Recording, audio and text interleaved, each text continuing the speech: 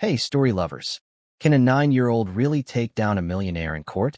Welcome to Storyloom, where we uncover tales of courage that defy all odds. This is the incredible journey of David Thompson, a boy who stood up for his mother in a high-stakes custody battle. Ready for a story that'll leave you speechless?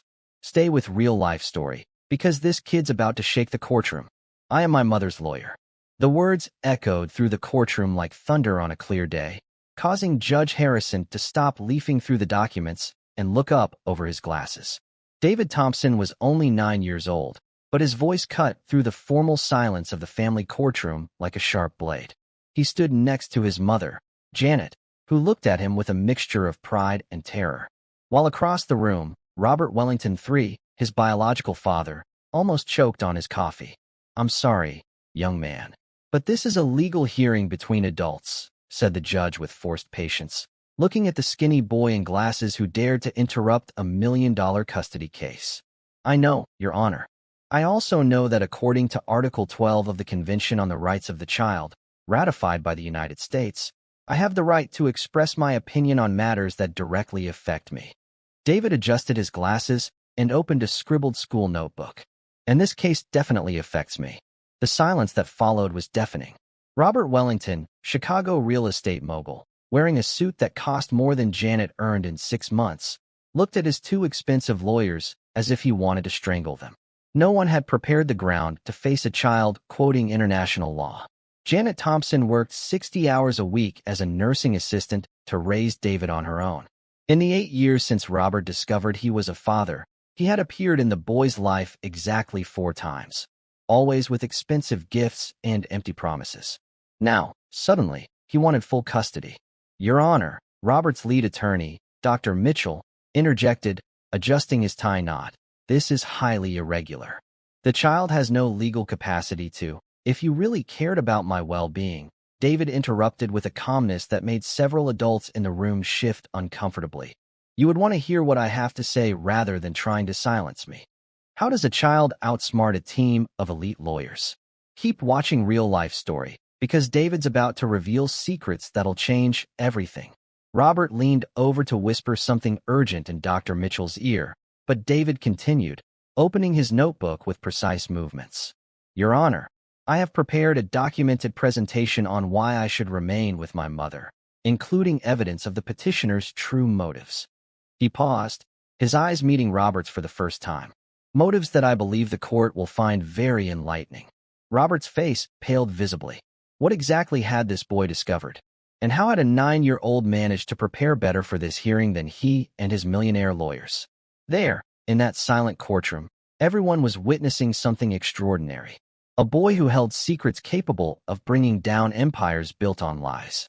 If this story of courage and intelligence is touching your heart, don't forget to subscribe to Real Life Story, because what David was about to reveal would change not only his life, but the way the justice system views the voice of children forever.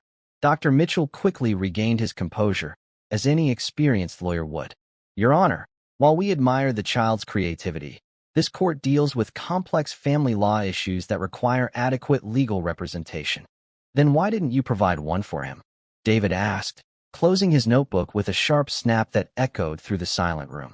In the last 8 months of this case, no one thought it important to hear the opinion of the person most affected by this decision. Robert Wellington shifted uneasily in his chair. There was something about the boy's calmness that bothered him deeply. David didn't seem the least bit intimidated by the formal surroundings, the expensive lawyers, or the imposing presence of his own biological father. Janet watched her son with a mixture of pride and panic. For weeks, David had been coming home from school with strange books from the library. Legal codes, children's rights manuals, court precedents. She had thought it was just academic curiosity from a bright child. She never imagined he was preparing for this. "Your Honor," Dr. Mitchell continued, "my client, Robert Wellington, is seeking custody because he is genuinely concerned about the welfare of his son. Ms. Thompson, while well-meaning, simply does not have the resources to provide the educational and social opportunities that a gifted child like David deserves." "Interesting," David muttered, opening his notebook again. Genuine concern. He flipped through a few scribbled pages. "Your Honor, may I share some facts about this genuine concern?" Judge Harrison, who had presided over hundreds of custody cases, had never seen a situation like this. On the one hand, he had strict protocols to follow. On the other hand, this child displayed an articulation and preparation that surpassed many adults. "David," Janet said softly, "maybe we should let the lawyers—" "What lawyers, Mom?" David interrupted her gently. "We can't afford to hire Dr. Mitchell or his colleagues. So, either I speak for us, or no one speaks." Robert Wellington finally found his voice. "David, son, I know this situation is confusing for you, but don't call me son." The words came out with a coldness that made several adults in the room shiver.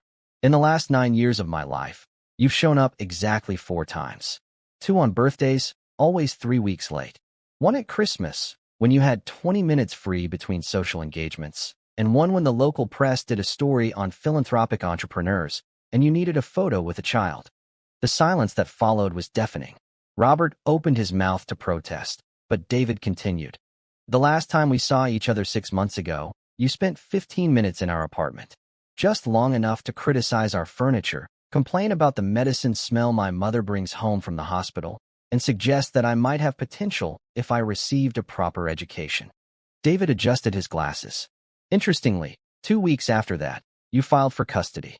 Dr. Mitchell whispered something urgent to Robert, but the boy wasn't finished. "Your Honor, I've done some research on my biological father. I discovered that he recently lost a very expensive lawsuit against his business partners. I discovered that his third wife has filed for a contested divorce. And I discovered something very interesting about a trust fund established by my late paternal grandmother." Robert Wellington's face went from pink to white in a matter of seconds. How on earth had this boy uncovered information that not all of his lawyers knew about? David turned a page in his notebook and smiled for the first time since entering the courtroom.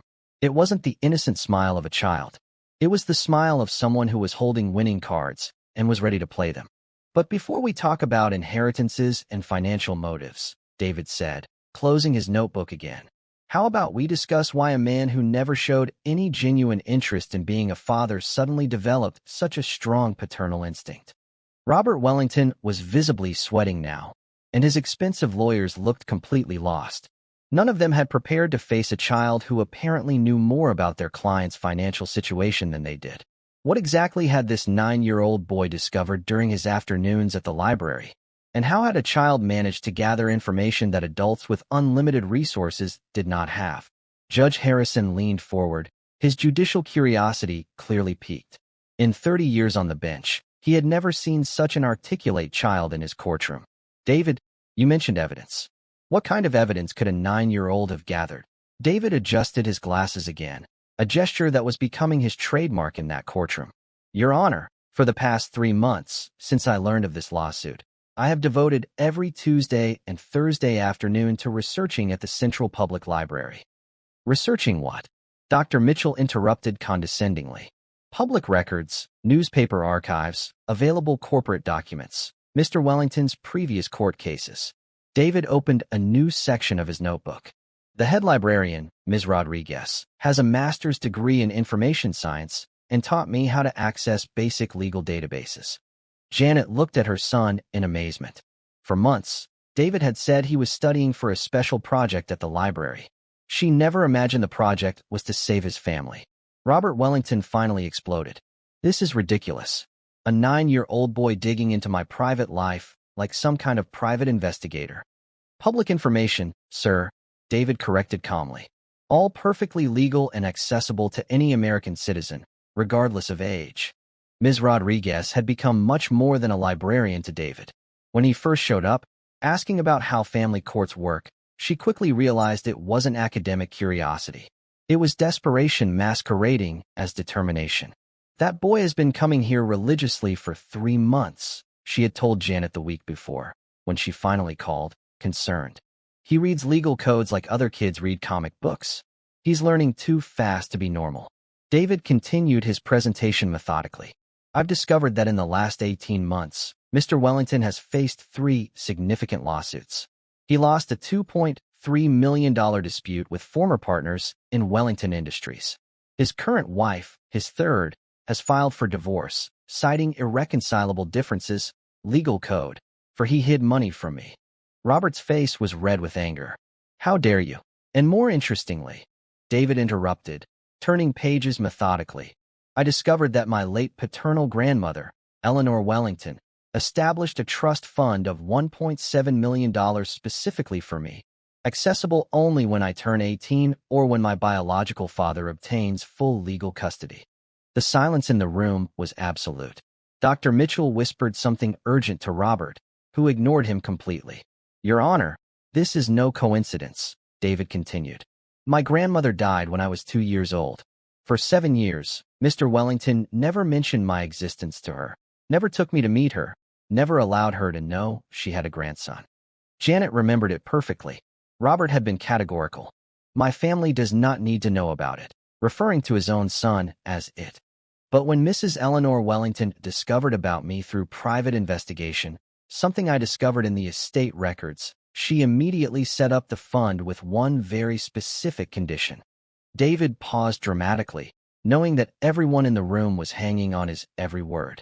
The money would be released for my care and education only if my father demonstrated genuine commitment to the child's welfare by obtaining legal custody. If he never sought custody, the money would go directly to me at age 18 with no parental access whatsoever. The math was simple and cruel. Robert had ignored David for 9 years, missing his chance to access the inheritance money through natural custody. Now, broke and desperate, he was trying to force late custody to access the funds. But there's something my grandmother couldn't have foreseen, David said, closing his notebook. She didn't know her son would develop a career in ruining small family businesses through predatory practices. Dr. Mitchell stood abruptly. Your Honor, this is getting completely out of hand. The child is making baseless accusations. I can prove everything I'm saying. David opened his school backpack and pulled out a surprisingly organized manila folder. I have here copies of 17 lawsuits over the past 5 years where Wellington Industries purchased properties from financially distressed families for well below market value, using insider information obtained through contacts at local banks. Janet watched her son turn a custody hearing into an impromptu criminal investigation, using only a public library and relentless determination. One of these families, David continued, pulling printed photos from the folder, owned a small bakery. The Santos family, Mexican immigrants who worked 18 hours a day. Mr. Wellington found out through his friend at the bank that they were 3 months behind on their loan due to the emergency hospitalization of their youngest son. Robert Wellington was now visibly sweating. This has nothing to do with, it has everything to do with it, David interrupted, because it shows a pattern of behavior. A man who preys on vulnerable families for financial gain. And now he's trying to prey on his own vulnerable family for the same reason.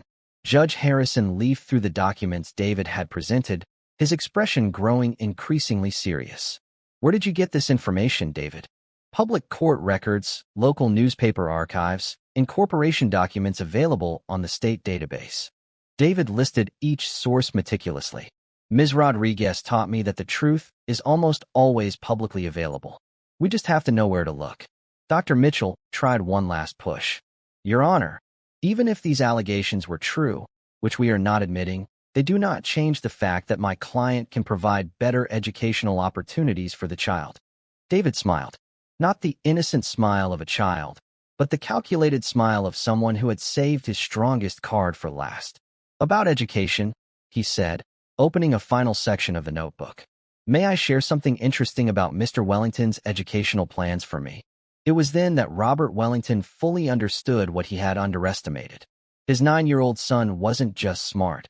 He was strategic, and he had uncovered secrets that even his own lawyers didn't know. What exactly had David discovered about Robert's true plans for his education? And how had a child managed to build a stronger case than millionaire lawyers, using only a public library and the help of a dedicated librarian? In the silent courtroom, everyone waited for the final revelation that promised to be even more devastating than anything they had heard so far. On the subject of education, David repeated, opening a final section of his notebook with the precision of a surgeon, I would like to share Mr. Wellington's true educational plans for me. Robert Wellington swallowed hard, his eyes darting nervously between his lawyer and the boy who had become his worst nightmare. During one of my 4 visits to him over the past 9 years, David continued methodically, I overheard a very interesting phone conversation. Mr. Wellington was talking to someone about solving the child problem after obtaining custody. Dr. Mitchell stood up abruptly. Your Honor, private conversations cannot. I can prove every word. David interrupted, pulling a small digital recorder from his backpack. Ms. Rodriguez taught me that documenting evidence is fundamental to any legal case. The silence that followed was deafening. Robert Wellington was now visibly shaking, his fingers drumming nervously on the table as he realized he had completely underestimated his own son's intelligence. This recording was made during his last visit to our apartment 6 months ago, David explained calmly to the judge. Mr. Wellington thought I was doing my homework in my room, but the recorder was left on in the living room. Judge Harrison picked up the device and examined it. David, are you sure you want to present this as evidence? Absolutely certain, Your Honor. The sound of the recording echoed through the silent courtroom. The unmistakable voice of Robert Wellington spoke into the phone. Listen, as soon as I get legal custody, the boy is going straight to Riverside Military Academy. It's a strict boarding school in Colorado. They know how to handle troubled children. He'll stay there until he's 18, and I'll have full access to the inheritance funds for educational expenses. The other person's voice was inaudible, but Robert continued. Exactly, $500 a month for boarding. The rest is mine. The kid doesn't even have to know about the money. It's a perfect solution. She's out of the picture, I have access to the funds, and I still look like a responsible father. Janet covered her mouth with her hands, tears streaming down her face. She never knew Robert had planned to get rid of David so cruelly.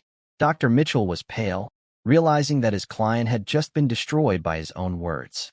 There's more, David said calmly, stopping the recording. This part is about what he really thinks of me. The second part of the recording was even more devastating. The problem isn't just the money. It's that the boy is too smart for his own good. He asks questions, observes everything. It would be best to keep him out of the picture until he's 18, and I can sort out the financial situation. Kids like him, well, we don't want him getting any ideas above his station. Robert Wellington exploded. This is a trap. He provoked me on purpose. A 9-year-old boy can't what? David interrupted him, his voice cutting like a knife. Can't be smart. Can't defend himself. Can't expose the truth about a father who sees him as a problem to be solved. Judge Harrison turned off the tape recorder and looked directly at Robert Wellington.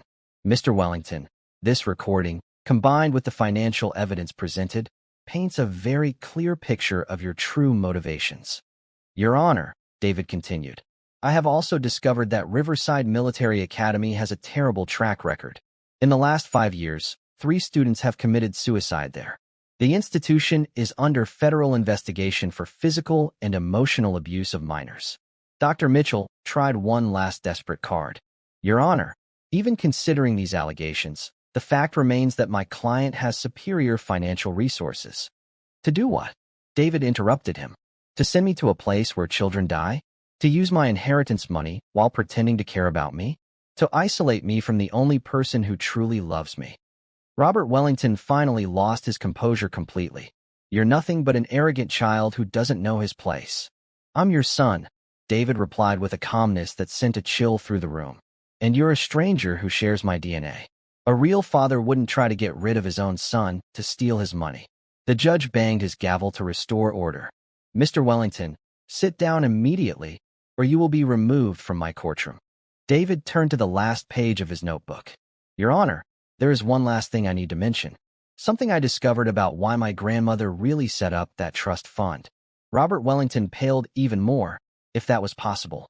I found a letter from her in the estate files. A letter addressed to me, to be opened when I turned 16. David took a deep breath. But the librarian helped me find out that I can request early access in cases of custody disputes. The final bombshell was about to drop. My grandmother wrote that she knew Robert was never a good father, that she established the trust specifically to protect me from him, and that if he ever tried to get custody of me just for the money, I should use every resource in the trust to defend myself. David closed the notebook and looked directly at Robert Wellington. She even hired private investigators who documented all of his financial schemes over the years. It's all on file with the fund's administrator. Robert Wellington slumped in his chair, finally realizing that he had been completely outmaneuvered by a 9-year-old he had considered nothing more than an inconvenient obstacle. Judge Harrison banged his gavel. Based on all the evidence presented, including financial documents, recordings, and the plaintiff's demonstrated history, the custody request is categorically denied. Furthermore, I order a full investigation into the possible fraudulent use of trust funds. Dr. Mitchell whispered urgently to Robert, but it was obvious that the case was irretrievably lost. David methodically put away his materials, displaying the same calm he had maintained throughout the hearing. Your Honor, may I make one last request? You may, David. I would like Mr. Wellington to know that I did not do this out of anger or revenge. I did it because every child deserves to have a family that truly loves them, not one that sees them as a financial opportunity. As Robert Wellington left the room, escorted by security guards, the judge had ordered his immediate arrest for attempted fraud. David finally allowed a small smile to appear on his face. In that silent courtroom, a 9-year-old child had just proven that intelligence, preparation, and true love can defeat any amount of money and privilege. But David's victory represented something much greater than a simple custody battle. It was the beginning of a transformation that would change his family's life forever. 3 years have passed since that historic day in court, and David Thompson's life has been transformed in ways that even his precocious intelligence could not have predicted. The recording that destroyed Robert Wellington not only won the case, it went viral on social media, turning David into the national symbol of a generation of children who refused to accept injustice silently. The video racked up over 50 million views and inspired legislative changes in 17 U.S. states. Today, we welcome 12-year-old David Thompson, who 3 years ago shocked the country by defending his mother in court using only his wits in a public library. Announced the host of America's most watched morning show. David, how does it feel to be called the smartest kid in America? David, now taller and wearing new glasses, but still as calm as ever, smiled. I'd rather just be called David, who learned that every child has a voice, even when adults pretend not to listen. The studio audience burst into emotional applause. Janet watched from backstage, wearing her nursing supervisor's uniform, a promotion she received after her story inspired a national campaign about working mothers. The hospital where she worked had set up a scholarship fund called the Janet Thompson Program for children of low-income employees. His mother is here with us today, the host continued. Janet, how does it feel to see your son become an inspiration to millions of families? Janet joined them on stage, still shy from all the attention, but radiating the same pride she had felt that day in court. David has always been special, but what makes me most proud is not his intelligence, it's his heart. He could have used his story to brag, but he chose to use it to help other families. And it was true. David had spent the last 3 years visiting schools in underserved communities, teaching children about their basic legal rights. His book, Every Child Has a Voice, had become a bestseller, with all proceeds going to a fund that provided free legal assistance to families in custody disputes. David, tell me about the cool law library project you started, the host asked. Well, after I saw how a public library saved me, I thought, how many other kids are going through similar situations without knowing where to turn for help? David adjusted his glasses, a gesture that had become his trademark. We created small sections in 1,200 public libraries with children's rights books in simple language, as well as computers with free access to basic legal resources. The camera focused on Janet, who discreetly wiped away a tear. In 3 years, she had seen her son transform personal trauma into a social movement. Meanwhile, across town, Robert Wellington watched the television program from his small studio apartment in the suburbs of Chicago. His hair was gray, his clothes simple, and he worked as a salesman at an electronics store, the only job he could find after his story became public. The court-ordered investigation had revealed not only the attempt to defraud David's trust fund, but a web of financial schemes that completely destroyed Wellington Industries. Robert lost everything: his company, his mansion, his marriage, his reputation. His former partners sued him for fraud, and he spent 18 months in prison. The kid's on the show again, he muttered to himself, turning off the television in anger. In 3 years, not a week had gone by without David's story appearing somewhere, reminding the world of his crimes. The most painful thing for Robert was realizing that David never spoke ill of him publicly. When asked about his biological father, the boy always responded with a maturity that further embarrassed the man who had tried to use him. "I hope he finds peace and learns that true love cannot be bought or stolen," David had said in a recent interview. Holding a grudge doesn't help anyone, but setting boundaries is essential to protecting those we love. Back in the television studio, the host asked her final question. "David, what advice would you give to other children who are facing difficult family situations?" David thought for a moment, then looked directly into the camera. "First, you are not alone. Second, you have more power than you know. And third, the truth always finds a way to win, even when it seems impossible." He paused, and when he continued, his voice carried the wisdom of someone who had faced giants and won. "Don't let anyone convince you that you're too small to make a difference. I was 9 years old when I changed my life and my mother's life forever. You can change yours, too." 6 months later, David received a special letter.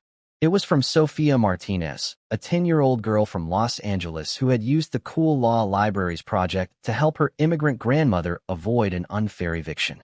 The letter ended with, "Thank you for teaching me that every child has a voice. I used mine and saved my family." Janet found David reading the letter in his room, surrounded by hundreds of similar letters from children across the country. "How does it feel to know that your courage has inspired so many people?" she asked. David carefully folded Sophia's letter and placed it in the special box where he kept all his correspondence. "Remember when you told me that sometimes the scariest things in life turn out to be the most important?" Janet nodded, remembering that conversation perfectly. "I think I understand now. If Robert Wellington had never tried to tear us apart, I would never have discovered that a child can change the world when adults stop underestimating them." That same day, David received a call that would change his life again. Harvard University was offering a full scholarship to a special program in law and social justice, the first of its kind, created specifically for students who had demonstrated exceptional social leadership before the age of 16. "Will you accept?" Janet asked after David hung up the phone. "I accept, but on one condition." David smiled. "I want to use my education to create a legal system that protects all children, not just those who are lucky enough to be smart enough to protect themselves." Years later, when David Thompson became the youngest lawyer ever admitted to the bar at the age of 16, his first case was a lawsuit against the educational system for failing to teach basic children's rights in public schools. He won, setting a precedent that made legal education mandatory for all American students. Robert Wellington never fully recovered from his downfall. Living modestly and working jobs that barely paid his bills, he sometimes found himself thinking about the extraordinary son he had lost to greed. In moments of honesty with himself, he recognized that David had become exactly the kind of man he himself had never been able to be. David Thompson's story proved that true strength does not come from money or connections, but from a combination of intelligence, courage, and unconditional love. A 9-year-old boy had defeated a corrupt system using only a public library, unwavering determination, and the transformative power of truth. David learned that when you fight for what is right, the universe conspires in your favor. Robert Wellington learned that underestimating a determined child can be the most expensive mistake of a lifetime. And millions of children around the world learned that their voices matter, that their rights are real, and that they are never too small to fight for justice. David's greatest revenge was not destroying Robert Wellington. It was building a legacy that would save thousands of families from the same injustices he had faced. If this story of courage and determination has inspired you, be sure to subscribe to Real Life Story for more stories that prove that sometimes the most unlikely heroes are the ones the world insists on underestimating.